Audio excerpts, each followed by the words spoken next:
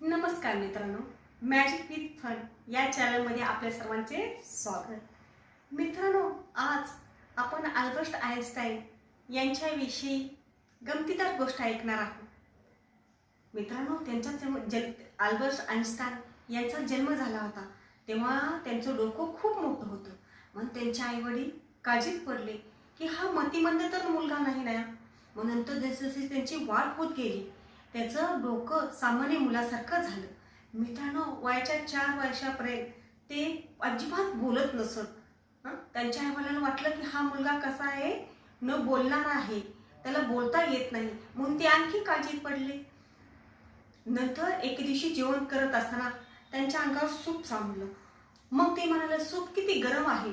मग त्यांच्या आईवडिलांना आश्चर्याचा धक्का बसला की हा मुलाला बोलता येतं.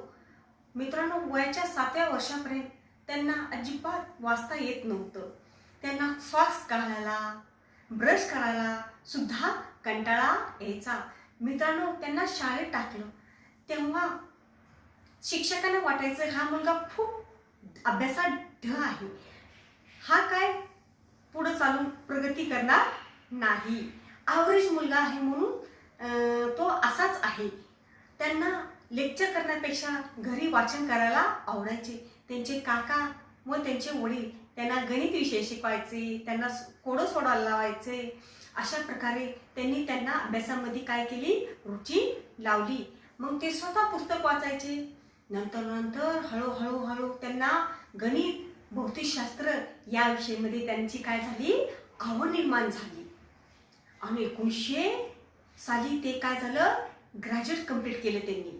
नंतर 1915 साली त्यांनी सापेक्षता सिद्धांत मांडला. अणूमधून इलेक्ट्रॉन काय करतात, उत्सर्जित होतात, तेव्हा ते प्रकाशातून उष्णता शोषून घेतात. हा त्यांनी काय केला, सिद्धांत मांडला.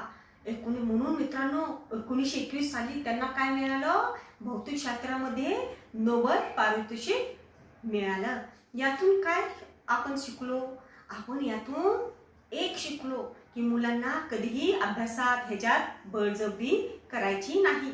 त्यांना ज्या गोष्टीमध्ये आवड आहे, रुची आहे, ती गोष्ट त्यांना करू द्या.